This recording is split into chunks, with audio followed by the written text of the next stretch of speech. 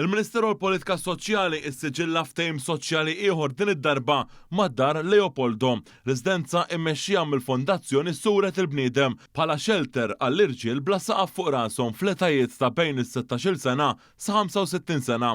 B'kollox hemm 18-il sodda fir-residenza li l-koll huma bażi ta' semi-independent living quarters. Din id-dar mhux biss isservi bħala shelter iżda minnha jingħata wkoll sapport psikosoċjali, mentoring u anke taħriġ li jħeġġeġ lil dawn il-persuni jerġgħu jgħixu ħajja indipendenti. L-għanu li jitjieb l-iżvilupp personali u soċjali ta' dawn l-individwi. L-iffirmar tal-ftehim sar fil-preżenza tal-Ministru għall-Politika Soċjali u Drittijiet tat-Tfal Michael Falzon. Qed ninvestu mhux nonfu qed ninvestu iktar minn miljun euro fejn naraw li 18 raġel li jkollhom diffikultajiet diversi, homelessness jew forsi jkollhom bżonn ftit support jingħataw dak l-imbuttatura quddiem li jkun hemm bżonn.